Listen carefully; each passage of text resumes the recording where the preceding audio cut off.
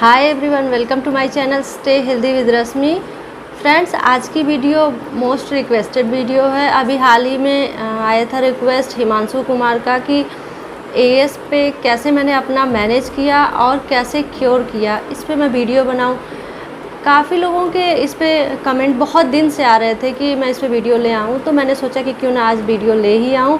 और वैसे मैंने प्लेलिस्ट, आप अगर मेरी प्लेलिस्ट में जाके विजिट करेंगे तो आपको बहुत सारी वीडियोस आपको मिल जाएंगी एएस से रिलेटेड, क्योंकि मैक्सिमम चीज़ें मैंने उस वीडियो में आपको प्रोवाइड की हैं। और मेरी यही कोशिश हमेशा रहती है कि कितना मैं आपको छोटी छोटी वीडियोस में दे सकूं, जिससे कि आप एक एक स्टेप सीख के और उसको फॉलो करके आप ठीक कर सकते हैं। जिसमें कि अगर जो आप देखेंगे कि पत्ते जो बांधने के लिए मैंने बताए हैं, उसमें अगर आप उसको भी अगर आप 10 से 15 दिन या महीने भर कर लेते हैं तो आपको बहुत ज़्यादा लाभ मिलेगा, क्योंकि एएस की जो प्रॉब्लम है उससे बहुत ज़्यादा ठीक हो जाती है। तो चलिए फिर हम वीडियो के बारे में बात करें कि हम कैसे अपना मैनेज कर सकते हैं। जो मेरे केस में ये हुआ कि सबसे पहले एक बार मैं गिर चुकी थी, सीढ़ी से गिर गई थी, जिसमें कि मुझे आ गई थी लोअर बैक में चोट आई थी। उससे क्या हुआ, जब लोअर बैक में चोट आई तो कुछ दिन तो मेडिसिन चला कि हाँ चोट आई है, हल्की फुल्की है, बट काफ़ी दिन के बाद वो दर्द बहुत ज़्यादा हो गया। तो फिर दिखाया गया डॉक्टर को, वहाँ पे एक्सरे एमआरआई वगैरह हुई तो पता चला कि डिस्क प्रॉब्लम है। उसका ट्रीटमेंट चला, फिजियोथेरेपी कराई, काफ़ी टाइम, लंबा टाइम लग गया, लगभग वो 6 महीने से 1 साल के करीब लग गया था उसमें ठीक होने में। फिर जाके वो क्योर हुआ। तो ये प्रॉब्लम थी कि डिस्क की प्रॉब्लम है, बहुत ज़्यादा कुछ नहीं है, डिस्क है, चलो धीरे धीरे ये ठीक हो जाएगा। उसके बाद एक बार मुझे फिर उसके बाद चिकनगुनिया हो गया। चिकनगुनिया में भी जानते ही हो कि आप सारे जॉइंट जो होते हैं उसमें पेन बहुत ज़्यादा होता है, बहुत सीवियर पेन होता है। और एलोपैथ में आपका पेन तो कुछ दिन के लिए ठीक कर देता है, बट जैसे लगता है कि हड्डियों में वीकनेस आ गई है और ज़्यादा स्टिफ हो गई हैं, ऐसे लंबे टाइम तक चलता है। उस समय क्या किया था, जब मुझे ऐसी पेन रही तो मेरे हस्बैंड के किसी फ्रेंड ने उनको बताया था कि उनको प्रॉब्लम कुछ है, और एक आयुर्वेदिक हॉस्पिटल है दिल्ली में ही है, चौधरी ब्रह्म प्रकाश आयुर्वेदिक चरक संस्थान के नाम से हॉस्पिटल है, वहाँ पे आप दिखाओ एक बार, मे भी ठीक हो सकता है। वहाँ पे हम लोग गए, तो वहाँ पे जाने के बाद मुझे बहुत अच्छा लगा, क्योंकि घर पे मैं होम रेमेडी बहुत ज़्यादा करती थी अपनी चिकनगुनिया को ठीक करने के लिए। मोहन बहुत ज़्यादा किया हुआ था, काफ़ी कंट्रोल भी कर लिया था, बट जब वहाँ की आयुर्वेदिक दवाइयाँ ली तो भरोसा हो गया, वो ठीक हो गया। उसके बाद 1 साल के बाद जब मेरी बेबी के प्रेगनेंसी के बाद जो बेबी डिलीवरी हुई तो उसमें सी सेक्शन सिजेरियन हुआ। उसके बाद 2 से 3 महीने तो मैं बहुत सही रही, मतलब जब तक प्रेगनेंसी थी मेरी कोई प्रॉब्लम नहीं हुई, मैं एकदम फिट थी, मतलब मुझे ज़रा से भी कोई प्रॉब्लम नहीं होती थी। मैं टहलने भी जाती थी, खाना पीना भी जो चाहिए, मतलब खाना पीना क्या, मुझे वोमिटिंग बहुत ज़्यादा होती थी, बट हाँ उसके बाद जब खाने पीने लगी तो ऐसा कोई दिक्कत नहीं थी। लास्ट में उसके बाद क्या हुआ, डिलीवरी के 3 महीने तक तो मैं बहुत सही रही। उसके बाद धीरे धीरे क्या हुआ, जैसे पेन बढ़ने लगा। और एक दिन की बात है कि एक दिन मेरी सिस्टर इन लॉज और उनके हस्बैंड आए हुए थे यहाँ पे। उस दिन मैं उनको जानने का समय था, वो उस दिन घर जा रहे थे अपने। उस दिन मैं बिस्तर से उठ भी ना सकी, मतलब इतना ज़्यादा पेन था। उस दिन मुझे बहुत अजीब लगा। फिर उन्होंने भी कहा कि आप डॉक्टर को दिखाओ, तो मैं गई डॉक्टर को दिखाने। यहाँ पे जनकपुरी में एक डॉक्टर थे, उनको दिखाया। उन्होंने कहा कि ठीक है, कोई ज़्यादा दिक्कत नहीं है, सी सेक्शन हुआ है, वीकनेस है, धीरे धीरे ठीक हो जाएगी। मेडिसिन चलती रही, मेरी मेडिसिन चलती रही। खाते खाते मैंने 3 महीने गंवा दिए उसी में, बट कोई आराम नहीं, बस मेडिसिन में पावर बढ़ता जाता है, डोज बढ़ता जा रहा था। पहले सुबह एक बार लेना होता था पेन किलर, अब सुबह शाम दोनों टाइम, फिर उसके बाद सुबह दोपहर शाम तीनों टाइम, फिर उसके बाद उससे भी ज़्यादा डोज बढ़ता जा रहा था। बस डॉक्टर, ये बात ये अच्छी थी कि वो इतने अच्छे थे, उन्होंने फिर सलाह दी कि लगता है बेटा आपको कोई और प्रॉब्लम है। मैंने कहा ऐसा क्या हो सकता है? बोले इस एज में इतना नहीं है कि विटामिन डी या फिर कैल्शियम की कमी से या सिजेरियन की वजह से इतना दर्द हो, बट हाँ हो सकता है कोई और भी प्रॉब्लम हो जो कि इसी समय आपको पता चल रही हो। उन्होंने HLA-B27 के लिए लिखा और मैंने जाके उस पर जाँच कराई, तब जाके मतलब उन्होंने कहा अगर ये होता है तो फिर ये समझ लो कि बड़ी ज़्यादा मुसीबत होगी, लाइफ टाइम कुछ ना कुछ प्रॉब्लम लगी ही रहेगी, आपको बहुत ज़्यादा दिक्कत हो सकती है। तो उतना उनका सुनना मेरे लिए बहुत ज़्यादा भारी लगा, मुझे बड़ा अजीब लगा। फिर मैं गई, मैंने जांच कराई, विश्वास नहीं था कि पॉजिटिव होगा, बट पॉजिटिव था। सॉरी। और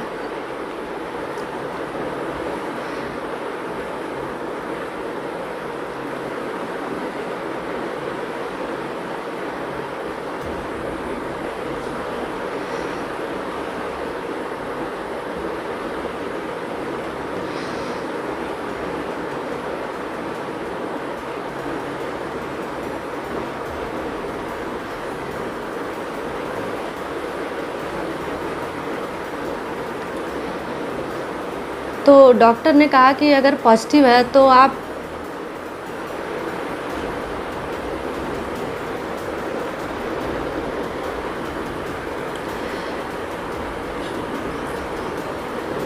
तो उसके बाद जब पता चला कि रिपोर्ट मेरी पॉजिटिव है, मैं बहुत ज़्यादा मतलब निराश हो गई। मैं खुद डॉक्टर के पास नहीं गई, क्योंकि जब रिपोर्ट देखी उसके बाद मैंने गूगल किया। गूगल में पता चला ऐसा होता है, बैम्बू स्पाइन हो जाता है, लाइफ ख़राब हो जाती है। अब मेरे पास छोटा बेबी था, मेरे लिए तो और सबसे बड़ी समस्या ये थी कि उसको कैसे मैं पालूँ। एक मतलब खुशी मेरे लिए थी, साथ में एक HLA-B27 की वजह से एक प्रॉब्लम भी आ गई। अब मैं बहुत निराश हो गई, मुझे मेरे हस्बैंड को लेके चिंता होने लगी। लेकिन उसके बाद जब मेरे फादर इन लॉ लेके गए रिपोर्ट मेरी डॉक्टर के पास, तो उन्होंने कहा कि आप एक बार एक दूसरे उनके कोई जानने पहचानने वाले डॉक्टर थे, उनके पास बोला जाइए एक बार देखिए उन्होंने क्या सलाह दी इसके लिए, फिर मुझसे मिलके हम डिस्कस करेंगे कि इसको हमें कैसे ठीक करना है। वो गए, पापा जी गए, दिखा के ले आए, बट मुझे कुछ ज़्यादा भरोसा नहीं हुआ। फिर मैंने कहा जब इसका कुछ इलाज ही नहीं है तो क्या ज़रूरत है कि एलोपैथ की दवाइयाँ खाऊं, मैं अपने लीवर को डैमेज कर लूँ, मेरे सारे ऑर्गन्स ख़राब हो जाएं, और फिर उसके बाद जब इंजेक्शन का आ जाएगा तो लोग कहेंगे इंजेक्शन लगवा लो। इंजेक्शन लगवाने के बाद क्या होगा कि फिर पता नहीं कितने ऐसी मुसीबतें आएंगी जो कि मुझे पूरी शरीर को ख़राब कर देंगी। अभी तो एक प्रॉब्लम है, और फिर मुझे अपने पे भी काफ़ी भरोसा था। मुझे लगता था कि ऐसा कुछ थोड़ी है कि जो बीमारी होती है उसका इलाज ही ना हो। और उसी समय फिर याद आया कि वो जो हॉस्पिटल जहाँ पे मैंने अपना चिकनगुनिया का इलाज कराया, क्या एक बार वहाँ पे जाके देखूँ, शायद सलाह ही लें, देखें क्या होता है। जब इसका इलाज नहीं है, लेकिन ऐसा तो दुनिया में बहुत है, कुछ न कुछ तो होता ही होगा। और ये कोई नई बीमारी थोड़ी चली है कि इस ज़माने में, आज के पता नहीं कितना पहले से, जब हमारा वैदिक ज़माना था उस समय बीमारियां भी होती रही होंगी। और ये तो जब भी अगर देखा जाए तो हड्डी से रिलेटेड है, हड्डियों में, हमारे जोड़ों में, हमारे जॉइंट्स में प्रॉब्लम है, तो तब भी ऐसी बीमारियां होती होंगी। और जब ये जेनेटिक है तो कहीं ना कहीं हमारे जो जेनेटिक है तो हमारे फैमिली में किसी न किसी को पहले रही होगी, और जब पहले रही होगी तो वो क्यों उनको प्रॉब्लम नहीं हुई, ये प्रॉब्लम मुझे क्यों हुई। और जब मुझे हुई है तो कहीं ना कहीं ये ठीक हो सकती है। मेरे अंदर से अपना भरोसा था, बस एक थोड़ी उम्मीद थी। फिर भगवान पे भरोसा रखा। फिर हम लोग गए वहाँ डॉक्टर के यहाँ। तो जब मैं चौधरी ब्रह्म प्रकाश हॉस्पिटल में दिखाने गई तो वहाँ पे एक डॉक्टर थे, अभी नए ही थे वो, उनकी ज़्यादा एज नहीं होगी, 35 तक रहे होंगे। उन्होंने मुझे मेडिसिन दी, बट जब उन्होंने मुझसे पूछा तो ज़्यादा वो इंटरेस्टेड नहीं थे। और मेरी जो बीमारी थी, जैसा लगता था कि उनको खुद इसके बारे में बहुत ज़्यादा जानकारी नहीं है। मुझे लगा कि शायद ये इंटरेस्ट नहीं ले रहे हैं और ध्यान से मुझे देख नहीं रहे हैं, मुझे दवाइयाँ नहीं दे रहे हैं, मुझे मेरे बारे में पूरा नहीं पूछ रहे हैं। जहाँ कि मैं खुद बता रही थी कि मेरे पास एक छोटा बेबी है, मैं लैक्टेटिंग मदर हूँ, तो मुझे ऐसी दवाइयाँ दीजिएगा जिससे कि उसको दिक्कत ना हो।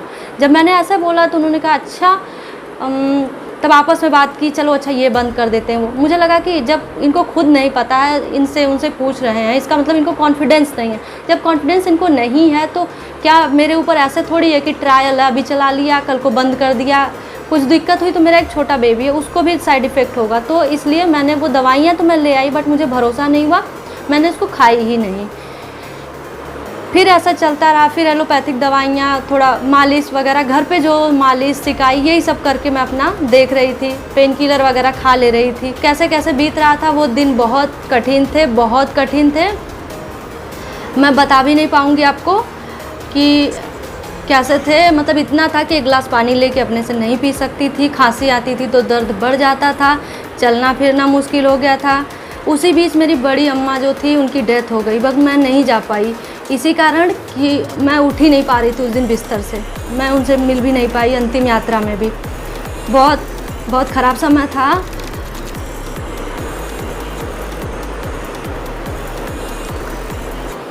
और इसमें ये भी प्रॉब्लम थी कि अगर खांसी ज़रा सा आ जाए तो लगता था कि जान निकल जा रही, जैसे लगता था हड्डियों में कुछ चुभ जा रहा है, ऐसा हो गया था।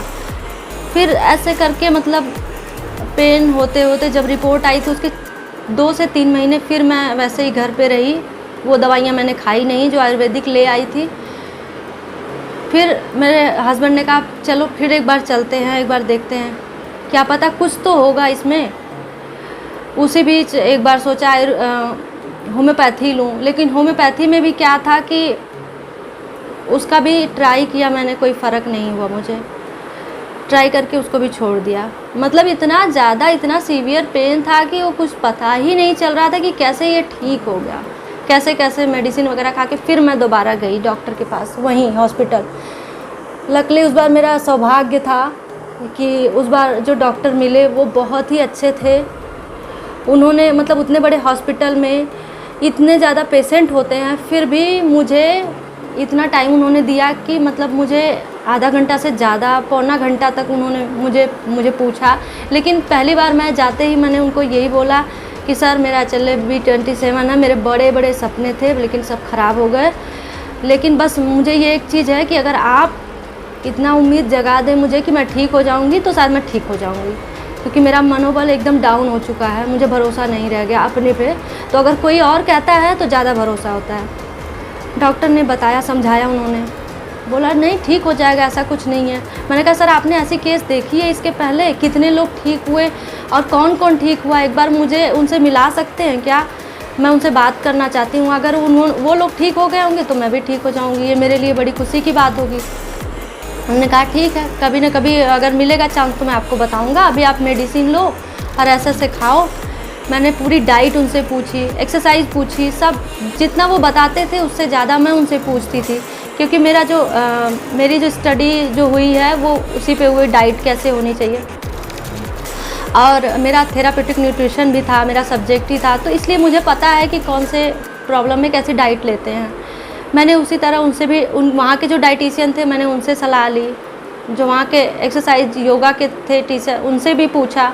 सब उन्होंने मुझे लिख के बाकायदे दिया क्या क्या लेना है, कैसे कैसे लेना है। और प्रॉब्लम ये भी थी कि थोड़ा सा मेरा उस समय वेट भी ज़्यादा था। मैंने कुछ तो वहाँ का लिया, लेकिन वहाँ पे भी मुझे डाइटिशियन जो वहाँ के थे उनकी डाइट मुझे सही नहीं लगी, गलत लगी। फिर मैं डॉक्टर के पास लेके गई, मैंने कहा सर ये ऐसे ऐसे डाइट है, क्या ये चलेगी? उन्होंने कहा नहीं नहीं ये तो नहीं चलेगी। मेडिसिन वगैरह खाई, लेकिन मेरा जो भरोसा था वो हुआ क्या कि मुझे 15 दिन में वहाँ से लाने के बाद, यानी 1 हफ्ते की दवाई उन्होंने दी, 1 हफ्ते की दवा में मुझे काफ़ी आराम हो गया। और मैंने भी ये विश्वास बना लिया था कि मैं कोई पेन किलर नहीं खाऊंगी।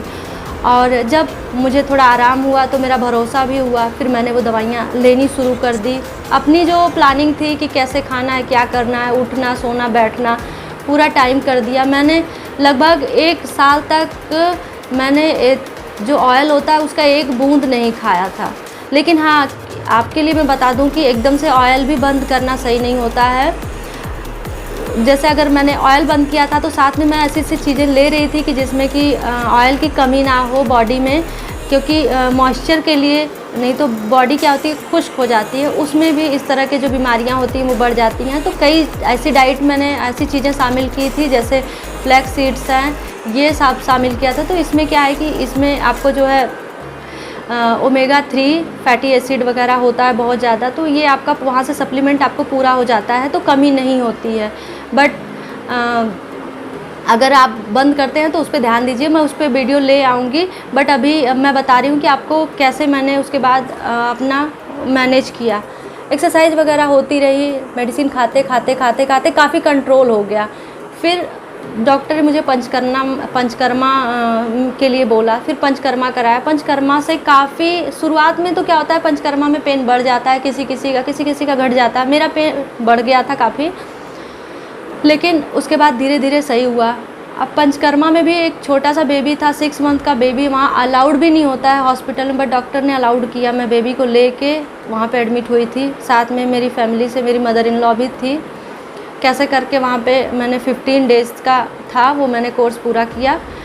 अभी पूरा उसके बाद का ही बाकी था, लेकिन नहीं हो पाया वो। फिर वही हुआ कि बेबी थोड़ा बड़ा हो गया। अब 6 मंथ का बेबी, तो मान लो मैं कुछ सेरेलेक वगैरह कुछ भी सप्लीमेंट ऐसे दे के कर सकती हूँ, लेकिन उससे बड़े बच्चे को वहाँ पे हॉस्पिटल में लेना रखना भी बहुत मुश्किल है, तो उसके बाद मैं नहीं कर पाई। बट जो वहाँ पे पंचकर्मा होता था, उसके बाद मैंने अपने घर पे वो शुरू किया। फिर जितने जो पत्तियों वाली आपको वीडियो मैंने शेयर की है, वो मैंने खुद ट्राई किया घर पे। मैं वो ट्राई करती थी डेली, कहीं ना कहीं से जाके मेरे हस्बैंड ले आते थे पत्ते।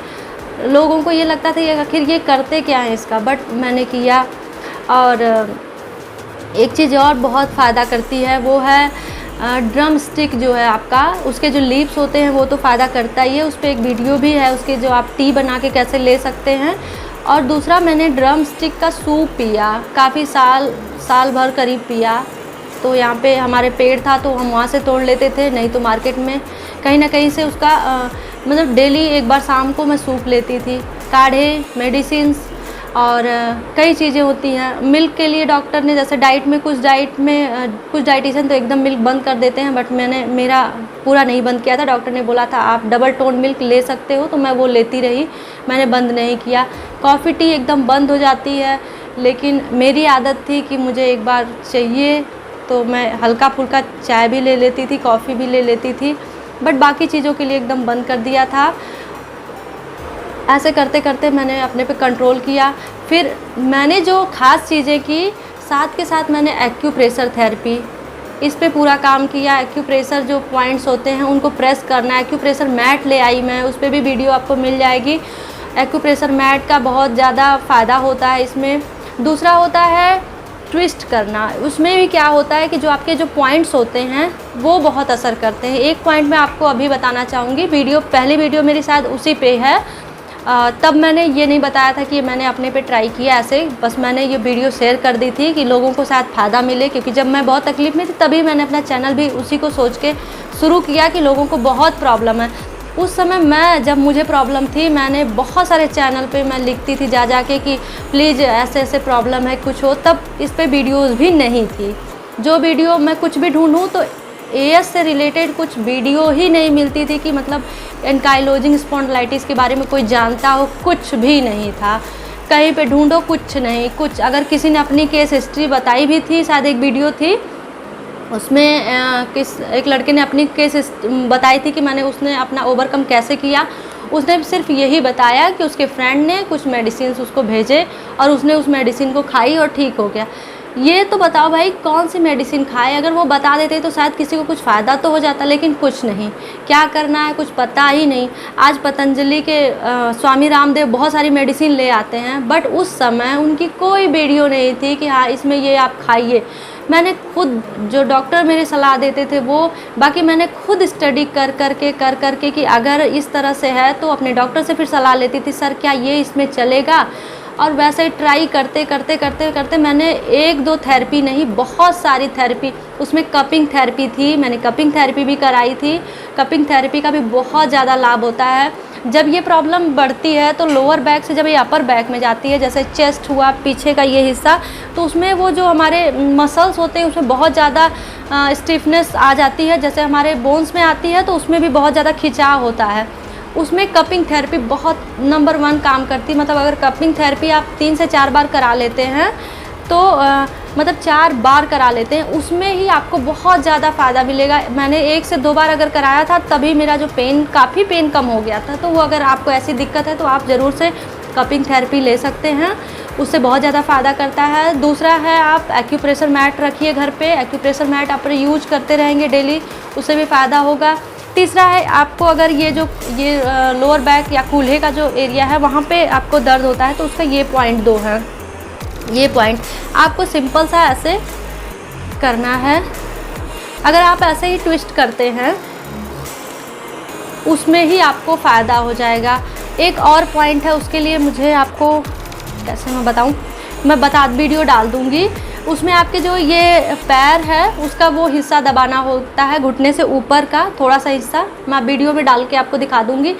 उसको प्रेस करना होता है, उससे भी बहुत ज़्यादा पेन होता है, वो कम हो जाता है। तो ये कई सारे ऐसे पॉइंट्स होते हैं जैसे लोगों को लगता नहीं है कि इससे पेन कम होगा, बट इसका बहुत ज़्यादा फ़र्क पड़ता है। जैसे उस समय मैंने ट्राई किया जब मैं बिस्तर पे लेटी थी, मैं उठ नहीं पा रही थी, कोई भी नहीं है। अब मुझे पानी पीना, बार बार किसी से हेल्प भी लेना अच्छा नहीं लगता इसमें। तो उस समय के कंडीशन में अगर आप उस पॉइंट को दबा के देखेंगे तो उसमें भी आपको बहुत ज़्यादा गजब का फ़ायदा होता है। तो इसलिए मुझे इस पर भी भरोसा हो गया, और ये ट्रायल एंड टेस्टेड है क्योंकि मैंने खुद किया और देखा, तो इसलिए मुझे मेरा इस पर बहुत ज़्यादा भरोसा है। और एक और चीज़ें हैं, जैसे कि मालिश का बहुत ज़्यादा असर पड़ता है। अगर मालिश हो रही है तो आपके दर्द में काफ़ी आराम मिल जाएगा। ज़रूरी नहीं है कि उसके लिए बहुत सारे जो आपको टीवी पे ऐड आते हैं वो सब ऑयल लेने की ज़रूरत नहीं है। सिंपल से क्षीर वाला ऑयल है जो कि बहुत अच्छा तेल है, आप उससे भी मालिश कर सकते हैं, बहुत बहुत फ़ायदा करता है। और एक पैच भी आते हैं जो कि मार्केट में मिल जाते हैं, वो उस कंडीशन में मैंने वो यूज़ किया था, उससे भी बहुत ज़्यादा आराम होता था। बायो पैच करके था, उस पैच से ये उस समय जैसे कि आपको बहुत ज़्यादा पेन हो रहा हो और आप टहलने जाना, आपको मतलब टहलने क्या कहीं जाना है, घर से बाहर डॉक्टर के पास ही विजिट के लिए जाना है, लेकिन आप नहीं जा पा रहे हो, उस कंडीशन में अगर वैसा पैच लगा लेते हैं तो वो तो पेन को कम कर देता था। बट ज़्यादातर मैंने आयुर्वेदिक ही लिया। एलोपैथी के नाम पे जो मैंने 3 महीने दवाई की थी, जब मुझे पता नहीं था कि मुझे क्या प्रॉब्लम है, उसके बाद मैंने आयुर्वेदिक के अलावा एलोपैथी नहीं ली। हाँ, कभी कभार ऐसा कंडीशन आ गया जैसे कहीं जाना आना है दूर, अब उसमें दिक्कत हो गई तो एक आध टैबलेट लिया, बट मैंने कोई एलोपैथी की दवाइयाँ फिर ट्राई ही नहीं की। अब मेरा इसी से ठीक हो गया। फिर बीच में जैसे बहुत ज़्यादा कभी किसी को प्रॉब्लम होती है तो यहाँ पे दर्द हो जाता है, चेस्ट में सांस लेने में भी दिक्कत होने लगती है, देखिए कॉमन, उसके लिए आपको मेडिटेशन, डीप ब्रीदिंग बहुत ज़्यादा ज़रूरी है। डीप ब्रीदिंग पे भी लगभग वीडियो मैंने दे दी है आपको छोटे छोटे हिस्से में। तो डीप ब्रीदिंग से भी बहुत ज़्यादा फ़ायदा करता है। टहलना, डेली आप टहलिए, चाहे आपसे हो पाए चाहे ना हो पाए, आप हल्का फुल्का टहलिए। कमर में बेल्ट भी लगाना ज़रूरी है, लेकिन उसमें कब लगाना है, कितने टाइम लगाना है, ये सब बातें हैं, तो अभी हम पूरा इसमें डिस्कस नहीं करेंगे, काफ़ी चीज़ें हैं।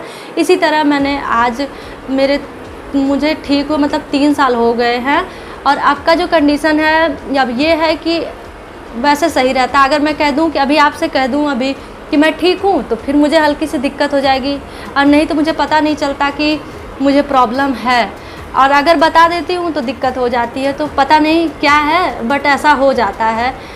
लेकिन मैं खाना भूल जाती हूँ, एक्सरसाइज नहीं भूलती। तो मैं आपको ये भी कहना चाहूँगी कि आप भी एक्सरसाइज ज़रूर करिए, एक्सरसाइज मत छोड़िए, इसी से हमारा जो शरीर है वो सही होगा। और एक्सरसाइज जितना किया जाए, जितने मतलब अपने हिसाब से जो पोस्चर होते हैं वो करे जाइए, क्योंकि कभी कभी क्या होता है डॉक्टर उल्टा सीधे भी बता देते हैं। एक्सरसाइज ज़रूरी नहीं है कि हर कोई किसी चीज़ में पंडित होता है, बहुत विद्वान नहीं होता है, लेकिन हाँ अपने ऊपर भी उसको अप्लाई करिए। आपको सही लगता है तो ठीक है, नहीं लगता है तो आप उसको छोड़िए, उसका कोई दूसरा विकल्प देखिए कि आप कौन से करके ठीक हो सकते हैं। और कई सारी जो थेरेपी अलग अलग तरह के हैं, सबको ट्राई करने के बाद जैसे आपको ठीक होने से मतलब है, कोई ज़रूरी नहीं है कि क्या सही है क्या गलत है। तो इस तरह से मैंने किया, अपने आप को ठीक किया, और आज सही सब चल भी रहा है। और मैं आपको भी सलाह दूंगी, आयुर्वेद को अगर अपनाते हैं तो काफ़ी हद तक आपको सही फ़ायदा मिलेगा, और कम से कम ये दिक्कत तो नहीं रहेगी कि इसका कोई साइड इफ़ेक्ट है जिससे कि हमारे आगे चले पता चले खुद को दिक्कत हो जाए, फैमिली को प्रॉब्लम हो जाए। और सबसे बड़ी चीज़ एक है जो है भरोसा, विश्वास अगर आपका है कि आप ठीक हो जाएंगे और दूसरे ठीक हुए हैं तो मैं भी ठीक हो जाऊंगा, तो बिल्कुल से आप लोग ठीक हो जाएंगे। तो आज की वीडियो इतनी ही, आई होप आपको अच्छी लगी होगी, और अच्छी लगी हो तो प्लीज़ लाइक कीजिएगा, और ले आऊँगी मैं और सारी वीडियो। तब तक बाय बाय, अपना ख्याल भी रखिए।